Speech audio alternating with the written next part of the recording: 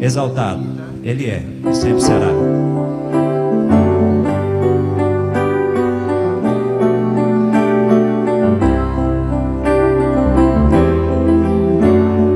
Ele exaltado, o Rei exaltado no céu, eu louvarei. Ele exaltado, para sempre exaltado, seu nome louvarei,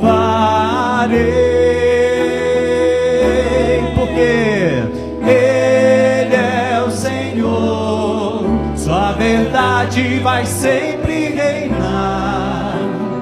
Terra e céu glorifiquem seu santo nome. Ele exaltado, o Rei exaltado no céu. Novamente, a Ele exaltado, o Rei exaltado no céu, eu louvarei. Ele exaltado, para sempre exaltado, seu nome louvarei, porque Ele é o Senhor, sua verdade vai sempre reinar. Aleluia! Terra e céus glorifiquem seu santo nome. Ele exaltado, o Rei exaltado no céu. Aleluia! Ele exaltado, o Rei exaltado no céu. Aleluia! Ele exaltado, o Rei exaltado no céu. É muito bom saber que existem pastores, né, e homens de Deus que levam o Evangelho a sério, né, e que têm a coragem de dizer que, embora não seja uma coisa fácil, né, de ser seguida, mas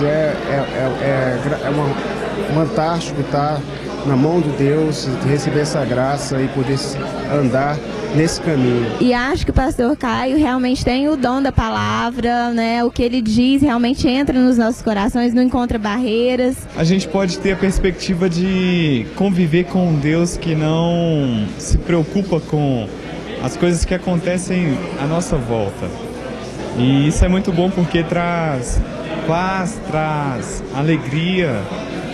E isso conforta, saber que nada pode mudar aquilo que Deus quer que aconteça na nossa vida. Agora, prepare o seu coração para ouvir a palavra de Deus. Deixe que ela frutifique em sua vida. Vamos ler em Mateus. Nós vamos ler no capítulo 8. E nós leremos do verso 16 em diante.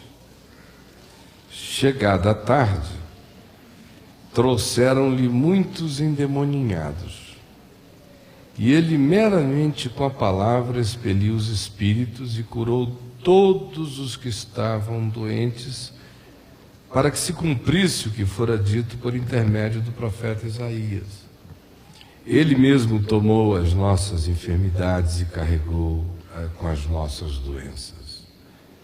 Vendo Jesus muita gente ao seu redor, ordenou passar para outra margem. Então, aproximando-se dele um escriba, disse-lhe: Mestre, seguir-te-ei para onde quer que fores. Mas Jesus lhe respondeu: as raposas têm seus covis, e as aves do céu ninhos, mas o Filho do Homem não tem onde reclinar a cabeça. E outro dos discípulos lhe disse: Senhor, permite-me ir primeiro sepultar meu pai.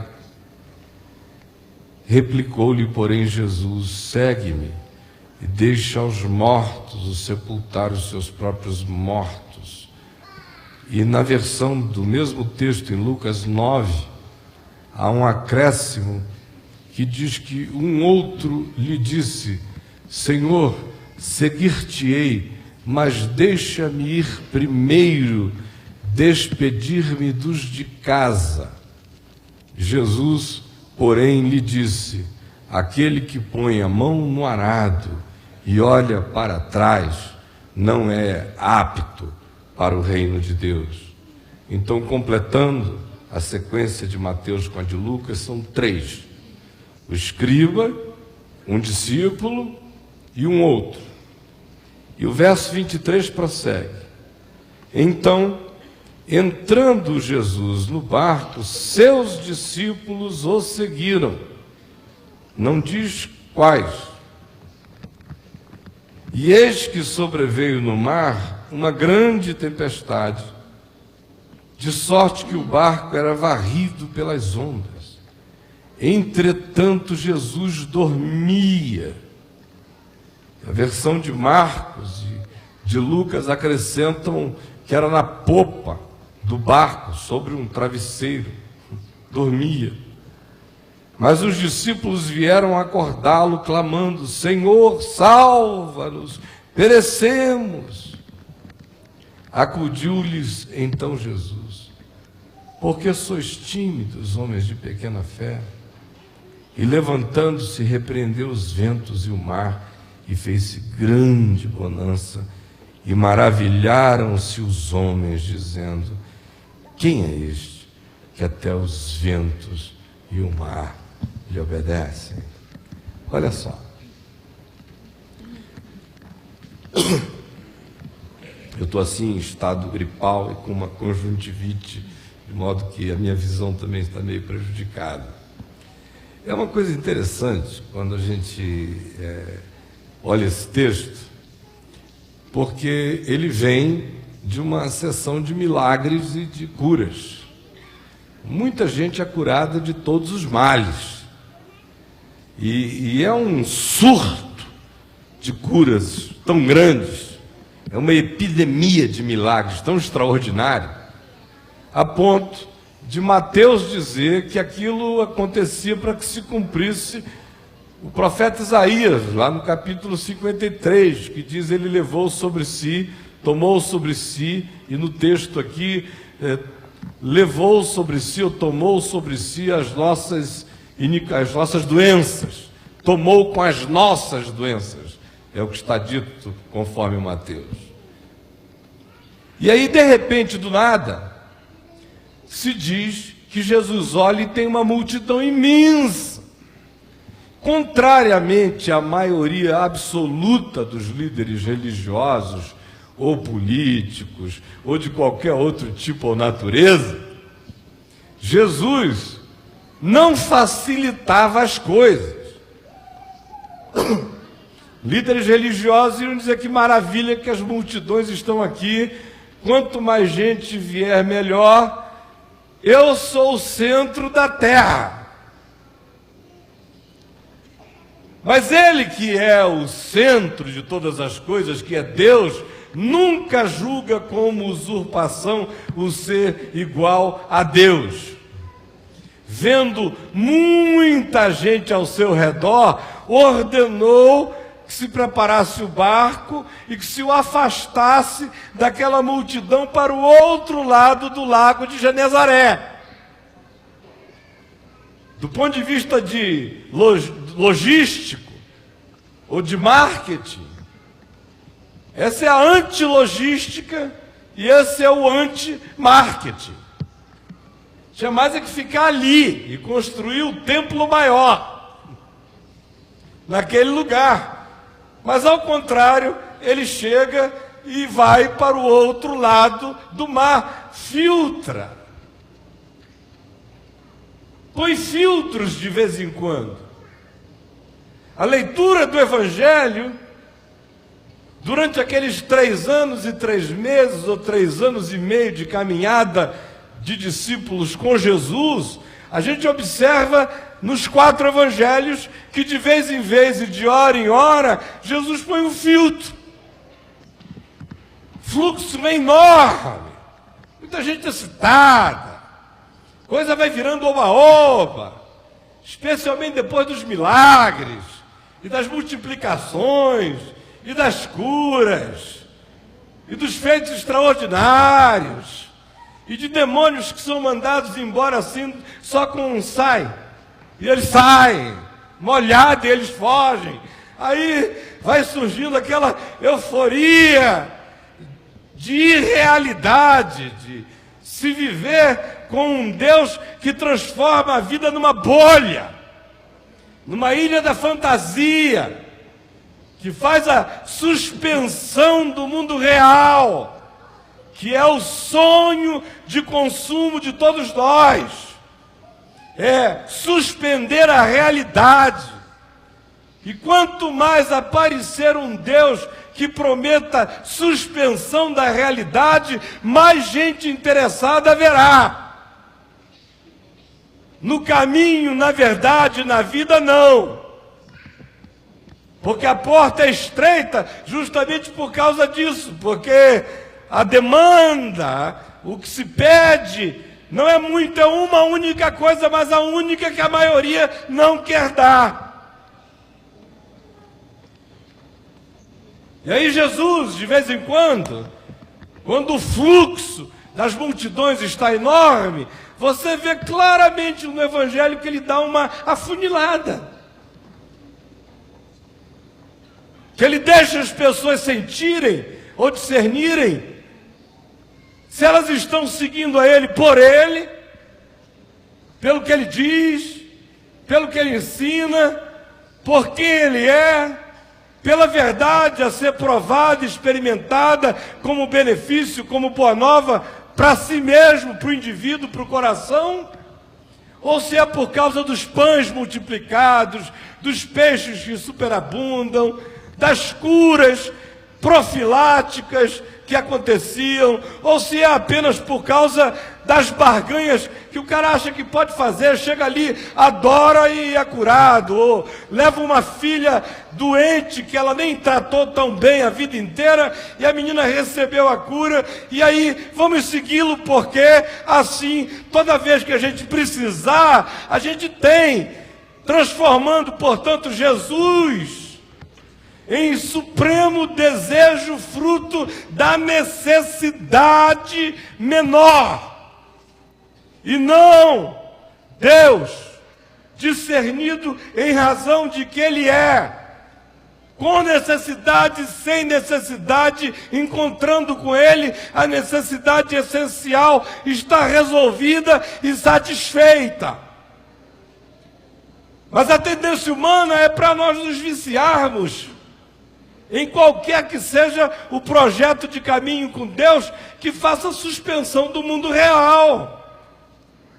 Se anunciarem daqui para frente que na terra nós não teremos mais aflições, e que nem bom ânimo mais a gente precisa ter, porque já era tudo e nós estamos por cima da carne seca porque somos os filhos do rei, a maioria de nós vai dizer aleluia, graças a Deus. Essa é a teologia da prosperidade. Essa é a palavra rema, que coloca na tua boca, contrariamente ao ensino da Escritura, numa má interpretação, o poder mágico de Alibabá, de dizer, abre-te Sésamo, abre-te Deus, faça-se isto, conforme a minha vontade, e supostamente os céus e a terra têm que obedecer. O capricho dessa palavra rema. Na minha terra, remoso é sinal de uma coisa que se você comer faz mal para a saúde. Não come esse peixe não, que é rimoso. Você está com uma ferida na perna, não come tartaruga, que é rimosa, vai amanhecer mais inflamado, aumenta a inflamação. A verdadeira palavra rema do Evangelho é vida, mas essa outra que ensinam por aí é remosa, faz mal. Desejo, todavia, é dessa suspensão do mundo real.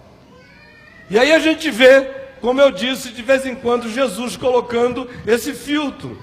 E ele coloca esse filtro exatamente nessa hora outra vez. Muita gente, muita devoção banalizada em relação a Deus. De repente ele mesmo vai começar a virar totem, objeto pagão de culto. E Jesus toda hora apresenta outra vez o significado da Boa Nova e do Reino de Deus, que é para que, pela proliferação dos milagres, as pessoas o totemizem, ao invés de discernirem quem Ele é, o Deus da nossa vida, com saúde, sem saúde, vivendo ou morrendo, seguindo em qualquer circunstância. Aí ele bota um mar no meio e diz: tchau, vou atravessar para o outro lado. Se os caras quisessem ir para o lado de lá, Mar da Galileia tem 20 quilômetros, 22 de comprimento, 12 de largura. Dependendo de para onde ele fosse, era uma correria. Imagina só que eles tinham que, como diz o pessoal do norte, que arrodear para chegar lá, né? Tchau. Vai. Aí, de repente, aparece um escriba na história. Vocês sabem quem é o escriba? O escriba vive de escrever. O escriba é um teólogo, é um professor, é um indivíduo dedicado às letras, é um homem dos rolos, dos livros. Naquele tempo, um livro como esse aqui, como a Bíblia, nós precisaríamos de jumentos para carregar os rolos. Jumentos, rolos e rolos e rolos e rolos e rolos. Então o escriba era um cara que vivia no meio dos rolos. Um sujeito bem enrolado. Ele tinha que ficar com os rolos. Cuidar, ler, abrir na mesa, tinha que ter espaço. O escriba, para ser escriba, tinha que ser um cara da estada, não do caminho. Tinha que ser aquele cara que fica, não que vai. Ele é o sujeito que não pode se mudar, porque ele precisa do aparato dele ali o tempo todo. Ele é escriba e o trabalho é meticuloso. Transcrever as escrituras sem erro nenhum era o que eles faziam. Quando chegava a hora de escrever o nome de Deus, parava tudo, e aí orações e flexões e tudo mais para poder escrever. Estudando e decorando todas as escrituras. Esse é o escriba. Chega o escriba, depois que Jesus separou a multidão e disse: olha, estou atravessando, aparece o escriba. E diz assim: mestre, seguir-te-ei para onde quer que fores. Você pode imaginar um cara que vive com os rolos. Como é que ele ia seguir Jesus? Só se ele deixasse de ser escriba. Ou só se ele trouxesse a palavra para o lugar onde a palavra pertence, no coração, e se tornasse um verdadeiro escriba versado do reino dos céus, o qual tira do seu depósito coisas novas e coisas velhas, porque aí a palavra já não está nos rolos, está na consciência, está no coração. Aí dá para seguir Jesus na leveza do caminho. Mas como escriba da religião não dá, era muito rolo. O cara, no entanto, ficou tão empolgado quando viu os milagres, Isaías 53 lá se cumprindo, endemoniados saindo, gente sendo curada, o povo fascinado, que ele teve uma alegria. E aí ele falou: mestre, seguir-te-ei aonde quer que fores. Jesus tinha dito: eu vou para o outro lado do lago. Ele falou: essa eu encaro. Daqui para o outro lado do lago eu encaro. Ele estava pensando que o caminho era até o outro lado do lago. Ele estava pensando que o desafio da jornada, do hebraísmo existencial, era só até o outro lado do lago. Ele falou, essa eu vou. Jesus disse, eu vou para o outro lado do lago. Aí ele vem e diz, seguir-te-ei para onde quer que fores. É demais, né? Para onde quer que fores. Eu acho que se ele tivesse dito, Senhor, eu gostaria de ir contigo até o outro lado do lago, porque eu estou amando ouvir o que eu estou ouvindo, Jesus não ia criar problema, não ia dizer, vem. O problema é o exagero da gente. Seguir-te-ei para onde quer que fores. Em outras palavras, serei teu Deus. Quando tu chegares, Senhor, eu já estarei lá.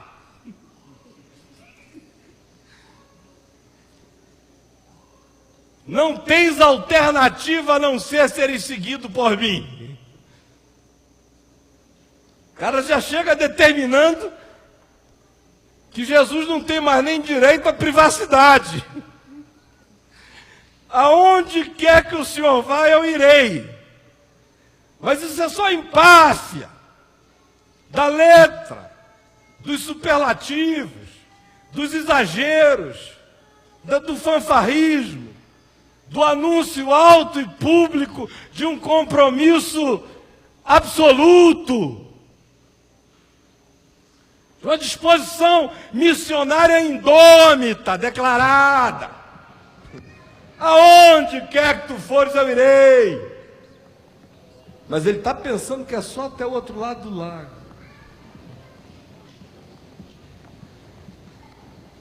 Aí Jesus virou para ele e disse, olha, as raposas têm os seus covis, as aves dos céus têm os seus ninhos.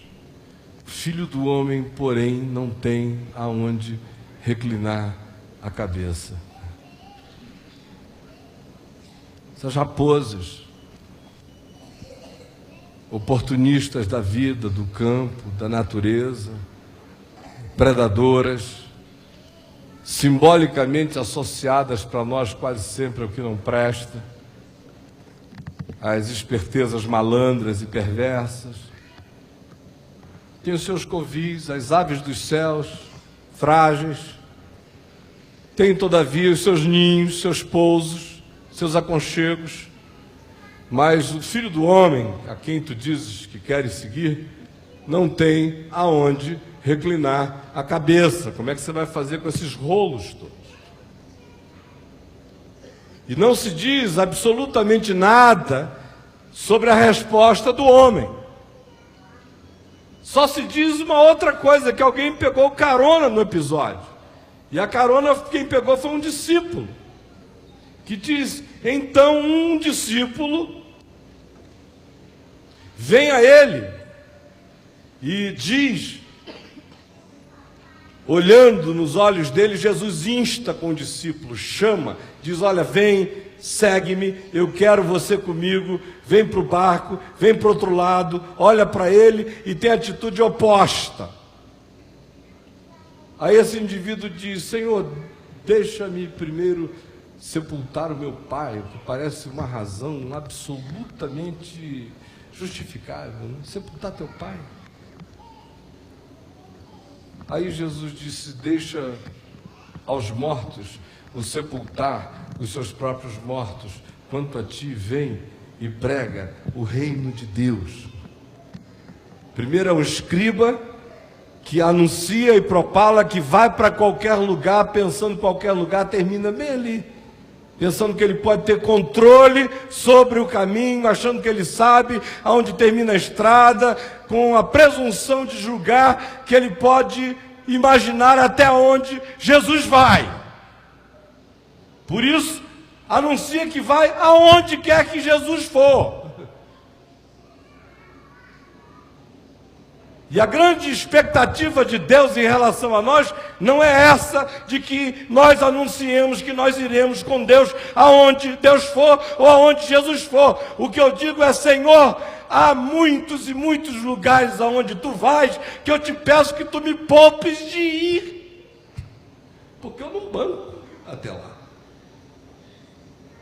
Assim como eu peço o pão nosso de cada dia, eu peço o caminho meu de cada hora, por misericórdia dele.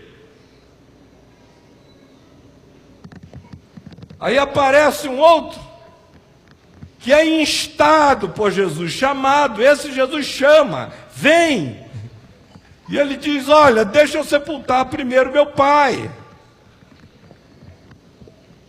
E parece perverso da parte de Jesus dizer, deixa os mortos sepultarem os seus próprios mortos, quanto a ti, porém, vem e prega o reino de Deus. O que a gente discerne disso, depreende disso? O que Jesus está querendo dizer quando fala isso para esse homem nesse contexto? Vem um homem que é da letra, que é o escriba, que acha que pode bancar tudo. Esse outro é um discípulo que diz que quer seguir. Jesus pede que ele venha.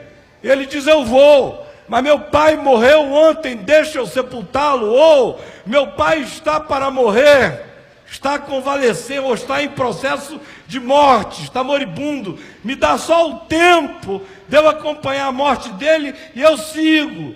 Mas a resposta é de um imediatismo insuportável. Deixa os mortos sepultarem seus próprios mortos. Se você for ficar esperando o seu pai morrer para me seguir, pode ser que você fique aí para sempre. Eu estou te chamando para você vir hoje e pregar o reino de Deus. Aí no texto de Lucas aparece esse cara, que hoje até, lá na brincadeira, antes da gente vir para cá, eu falei para a Adriana que provavelmente pregaria nesse texto, e falei dessa sequência, que em Mateus eram 2, mas em Lucas eram 3, mas eu gostava mais do contexto de Mateus por causa desse filtro aí do mar, que explica profundamente as razões pelas quais a filtragem continua no escriba e passa para o discípulo. E vem esse terceiro que só aparece em Lucas, que é um cara que parece que pega uma carona. Ele já tinha assistido os 2 episódios anteriores. Já tinha visto que do modo do escriba não dava certo. Esse cara aí é um discípulo brasileiro. E está ali só olhando para ver qual é a média que ele faz na história. O escriba tinha dito, eu vou para onde o senhor for. Aí Jesus disse, olha, se fosse para uma cova ainda era mais gostoso, ou se fosse para dormir num puleiro ainda era mais seguro, mas no meu caso não há onde reclinar a cabeça. Aí ele diz, ei. Aí vem o outro, que é objeto de insistência, vem, fala do pai, dos mortos, da morte, de um tempo para fazer isso, de um rito, seja lá imediato ou apenas o processo de esperar o pai morrer para se engajar no projeto do reino. E viu Jesus dizer, olha, deixa os mortos sepultarem seus próprios mortos.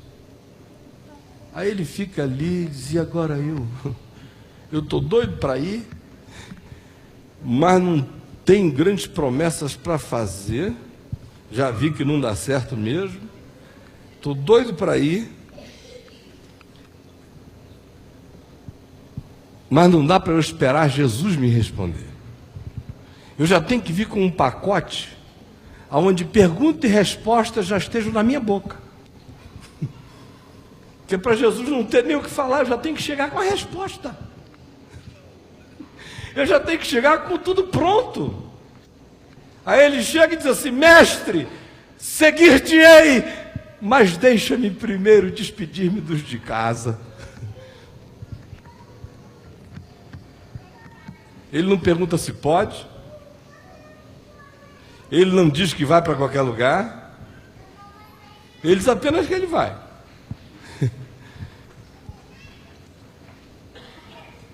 Ele parece pretender ocupar o lugar desse outro que foi instado para vir, e acabou ouvindo aquela resposta tão dura, deixa os mortos sepultarem os seus próprios mortos. E aí já chega e diz, olha, eu seguir-te-ei, mas deixa-me primeiro me despedir dos de casa, é só um beijinho na moçada, rápido. Não tem essa história de esperar como ele, o pai, até o pai morrer. Porque a expressão sepultar meu pai, que às vezes a gente pensa o seguinte, que o cara estava no IML, né? E o homem assistindo um sermão de Jesus. Imagina só, o pai morto em casa. Não estou o velório rolando. E o Jesus pregando e o homem lá ouvindo uma mensagem de Jesus. Sepultar meu pai é uma expressão que designa o fato de que o velho está doente, fraco, à morte. Que ele queria um tempo para ficar ali até que o velho morresse. Uma vez morto, ele iria. Então esse diz: bom, eu não preciso de semanas, nem de mês. Só preciso ir lá dar um beijinho, um tchau. Dizer que eu estou seguindo com o mestre.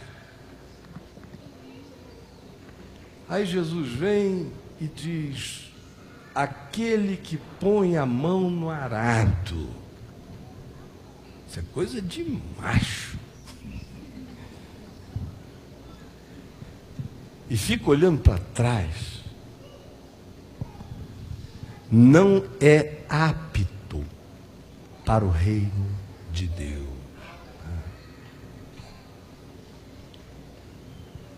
A ele, com isso, sem nenhuma vontade marqueteira, sem nenhuma necessidade de afirmação como líder de nada, apenas em nome da consciência, da verdade, do que é, da realidade, da não construção de deuses, da não produção de ídolos, da não construção de um imaginário religioso, totêmico, pagão.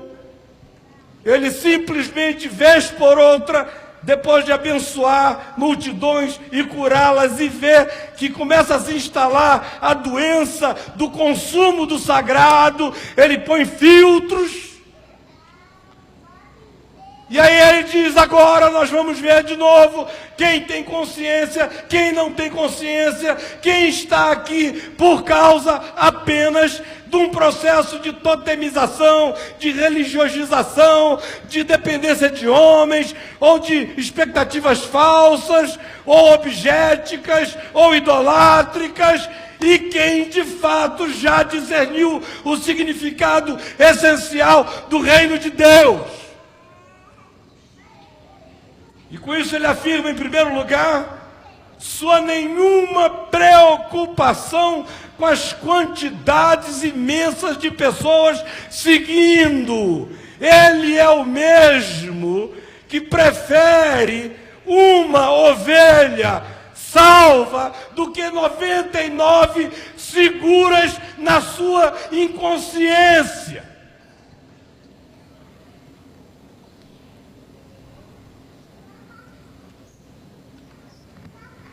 A segunda coisa que ele ensina de modo claro é que não tem tapeação.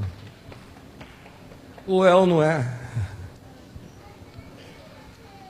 Não tem pedigree, não adianta ser escriba. Não tem a coisa da afinidade, já estou no grupo, sou discípulo, vou quando eu puder, olha só, o senhor vai entender, o papai lá. E não tem malandragem.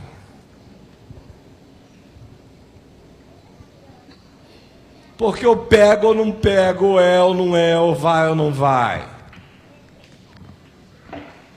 Cura! Todo mundo pode ser curado. Comer peixe milagroso, todo mundo pode comer.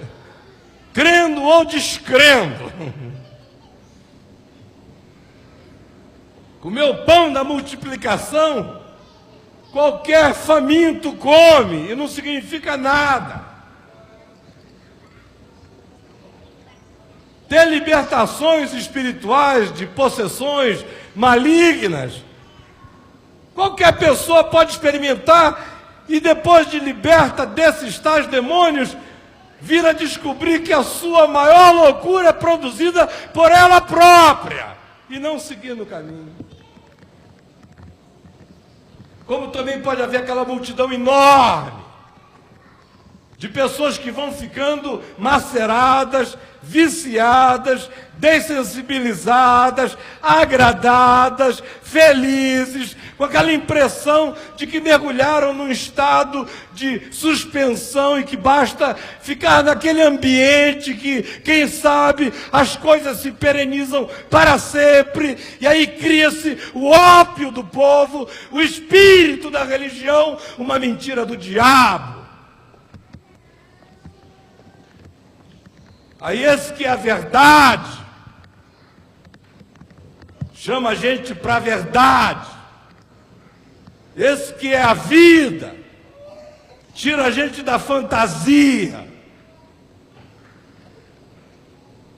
e nos põe na trilha, no caminho, na vereda, na qual cada um anda pela fé, na qual ninguém tem instruções a dar a Deus, na qual ninguém tem declarações poderosas a fazer, na qual ninguém tem desculpas ou arranjos ou afinidades para barganhar, na qual não há malandragens para serem praticadas.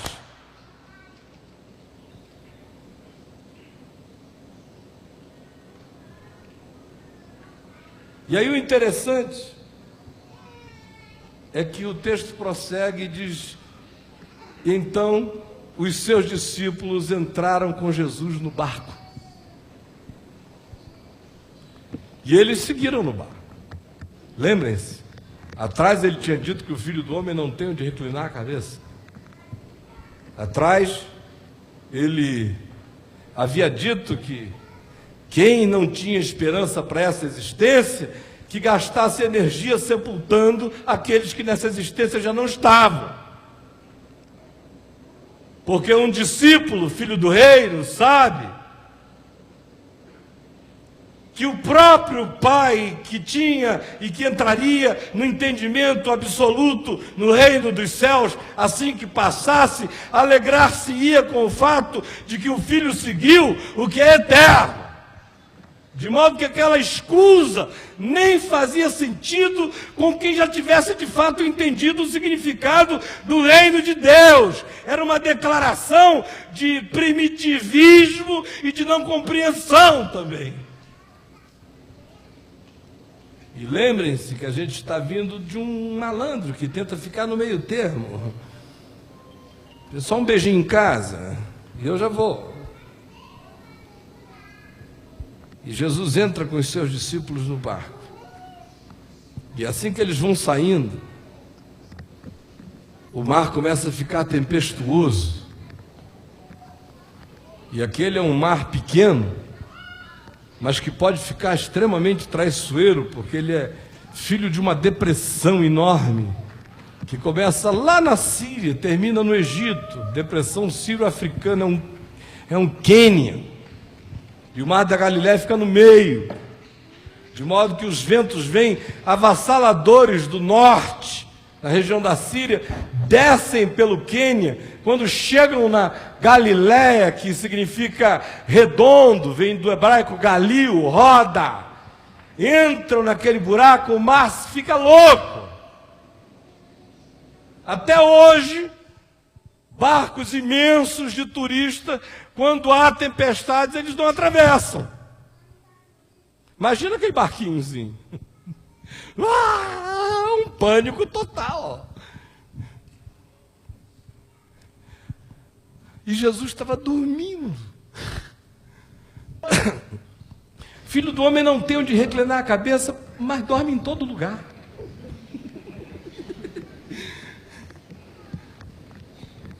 Cada lugar pode ser um pouso, um ninho. Olha, eu não tenho, mas não precisa ter, porque eu sou. Não tenho onde reclinar a cabeça, porque a minha cabeça se reclina em mim. Não tenho ninho, porque eu sou meu ninho. E aí lá está ele, dormindo no meio da tempestade.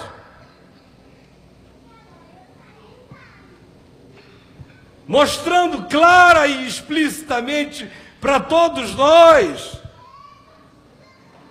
que segui-lo pode significar ter que entrar no meio do ambiente da tempestade e ter que sentir na pele o significado da nossa própria fraqueza, ter que pedir socorro, ter que pedir ajuda, experimentar o significado do medo, sentir todas essas coisas vibrando dentro de nós para crescermos e aprendermos a chegarmos, quem sabe, pela graça dele, um dia no qual a gente não precisa acordá-lo do sono, a gente durma com ele. A gente não precisa dizer socorro, a gente já saiba que ele é socorro. Que a gente não precise mais do pânico, porque a gente já saiba que, como discípulos dele, mesmo não tendo onde reclinar a cabeça, aonde Deus sossega, a gente sossega com Deus.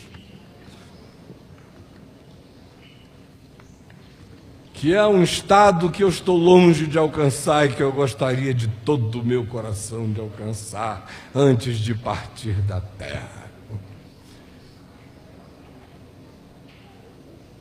Que é quando Deus silencia, você faz silêncio. Quando Deus fala, você fala. Quando Deus dorme, você dorme. Quando Deus levanta, você levanta.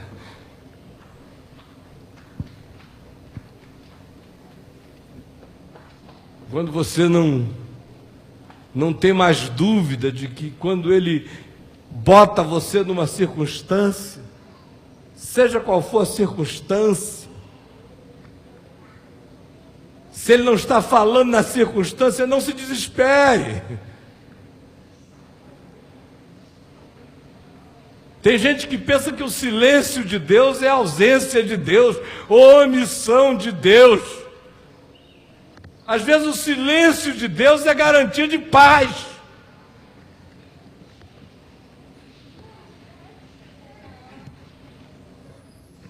Nós somos tão nervosos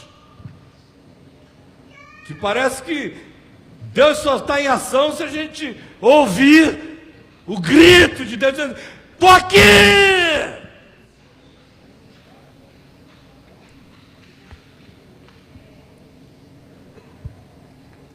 Eu não sei em que estado da vida você está, nem em que estágio, nem que dia é esse para você. Eu não sei se você é daqueles que estão apenas entusiasmados com sentimentos, sensações, experiências, possibilidades, expectativas, nada além disso ou coisa alguma mais profunda, quem sabe um bem-estar para a alma, quem sabe se bem não faz, mal não faz chegar até lá. Se você está naquela dos que dizem: eu me levanto, tenho uma semana legal, me dá um ar assim de positividade, entendeu? Uma espécie de Laí Ribeiridade existencial. Sei qual é a sua, mas eu queria que você soubesse qual é a minha. Nenhum interesse de ver isso aqui entupido de nada. Nenhum interesse em sair daqui para um lugar maior ainda, lotado de coisa nenhuma. Cheio de gente vazia. Entupido de ocos. De viciados. De dependentes. Porque até Jesus, que é o Filho do Homem, de vez em quando joga um lago no meio da história, que é para ver se as pessoas acordam e andam por elas mesmas e discernem, e percebem, e entendem, e tomam posse, e também param com os superlativos, com as devoções mentirosas, que eu irei, que eu seguirei, e que também pare com as afinidades falsas que só querem adiar compromissos e que também parem com as malandragens existenciais de quem pensa que dá para jogar com Deus, porque ou é ou não é. Ainda que o chamado seja para ser sendo. Começa com um to be or not to be. Mas na hora que o cara diz to be, aí Jesus diz, so go being. Vai ter que ir sendo, crescendo, seguindo, entrando em tufão, passando pela tempestade, gritando, pedindo socorro, aprendendo com o Filho do Homem que é possível dormir em qualquer circunstância, que é possível crer que todas as ondas e todos os ventos e todos os mares e todos os fenômenos e todos os poderes estão sob a voz desse que dorme.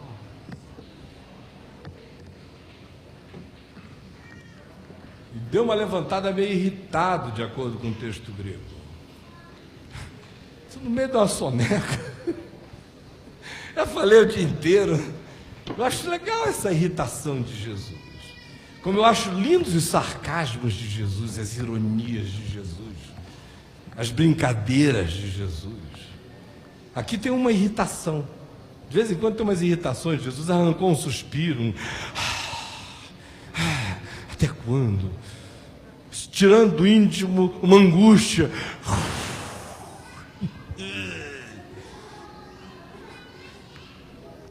Aqui ele se irrita. O texto grego diz que ele falou com o mar e com o vento como quem dá uma ordem irritada a um servo. Simplesmente chega e diz: psiu, cala! Psiu.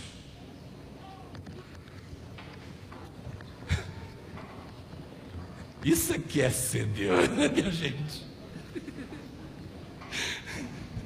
Acorda ele lá, está dormindo no meio do caos, como se houvesse caos para Deus. Meu Deus adora o caos. Caos, ele brinca com caos. Caos é a diversão de Deus. Caos, é caos. Caos. Caos.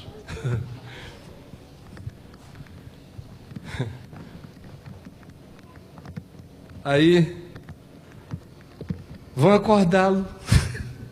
Filho do homem não tem onde reclinar a cabeça, mas onde ele reclina, ele dorme. Senhor,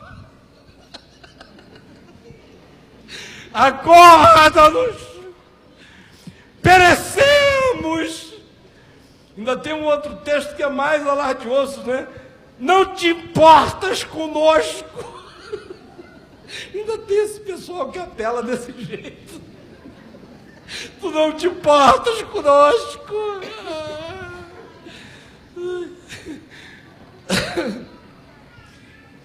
Aí ele levanta, olha para os caras, quase que ele disse: meu Deus, a tempestade são vocês.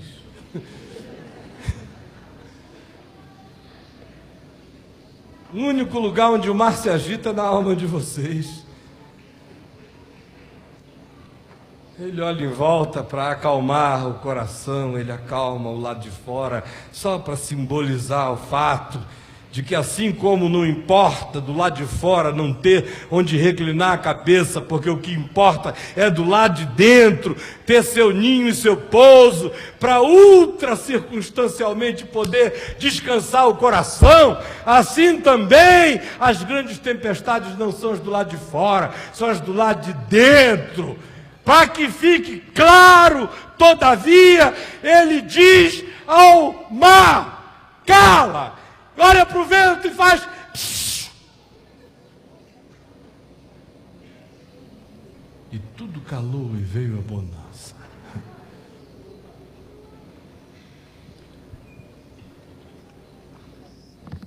Como eu disse, eu não sei em que estágio você está.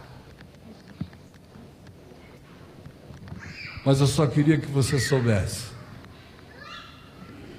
que, se porventura dificuldades chegarem, filtros aparecerem, moendas se oferecerem, decisões difíceis se apresentarem, escolhas de valores interiores forem impostos, decisões que só podem ser feitas com a consciência se estabelecerem diante de você, não tema. É assim no caminho com Jesus. Não preconceba, não arranje jeitos, não apele para nada. Quando Ele chama, a gente segue, a gente vai conforme o fluxo. Se a gente segue, a gente não faz promessas.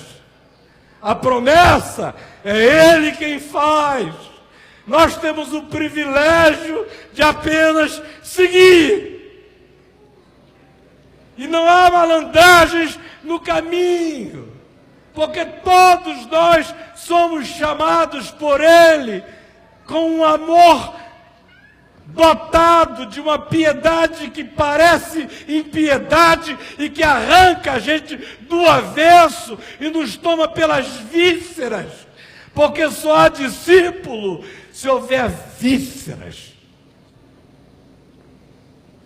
E para provar que não está de brincadeira, e para mostrar que o Filho do Homem não tem mesmo onde reclinar a cabeça e nem precisa, porque qualquer lugar é lugar para descanso, e para mostrar que o caminho não é para o outro lado apenas, mas o caminho leva para todos os lugares aonde Deus nos conduzir, e que até mesmo antes de chegar na margem de lá, o obstáculo já pode estar na saída daqui. Mas e daí? Nós estamos com Ele, nós vamos segui-lo hoje, todos os dias da nossa vida.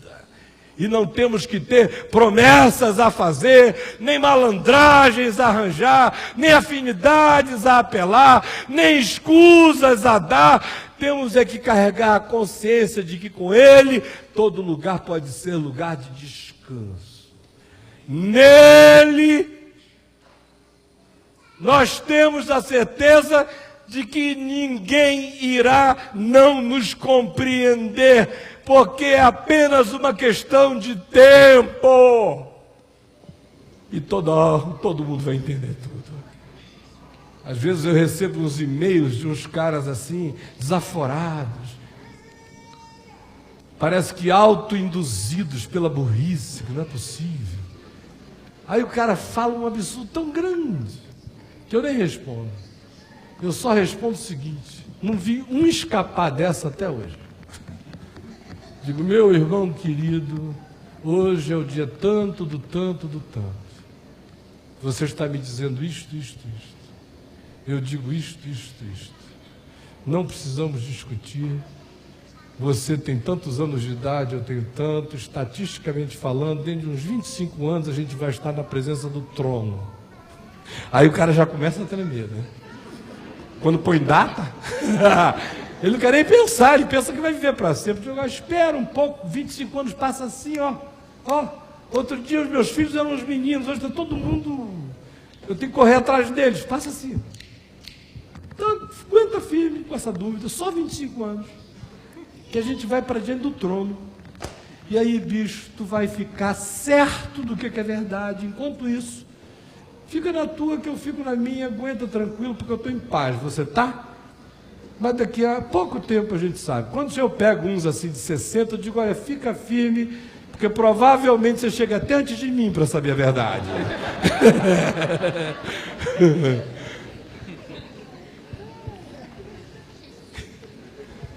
Talvez. Pode ser que não. Chamado é simples. Não se turbe o vosso coração. Credes em Deus? Crede também em mim. Na casa de meu Pai há muitas moradas. Se assim não fora, eu vou-lo teria dito, pois vou preparar-vos lugar. E quando eu for e vos preparar lugar, voltarei e vos receberei para mim mesmo, para que onde eu estou, estejais vós também. E vós sabeis o caminho para onde vou.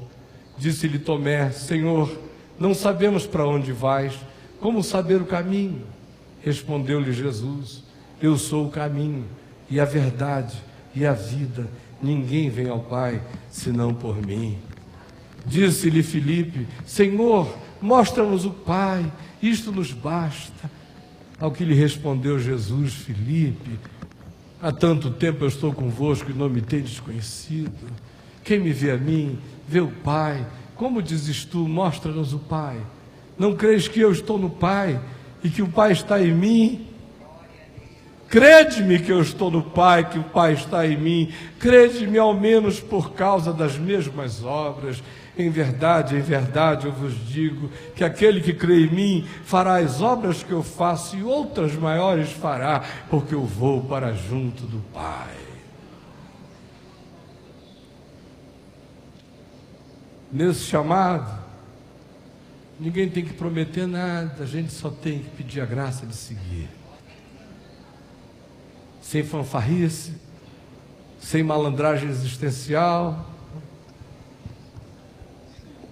sem buscas de recursos nem de autojustificações, entendendo o que entendeu, caminhando conforme a consciência e sabendo que a jornada não vai até o outro lado do mar apenas.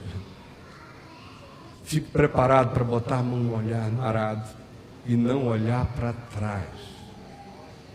Porque quem fica olhando para trás não é apto para o reino de Deus. Se não olhar para trás, todavia, pregará o reino de Deus. E mais do que isso, descansará o descanso de Deus, não importando as circunstâncias. Vamos ficar em pé e vamos orar juntos.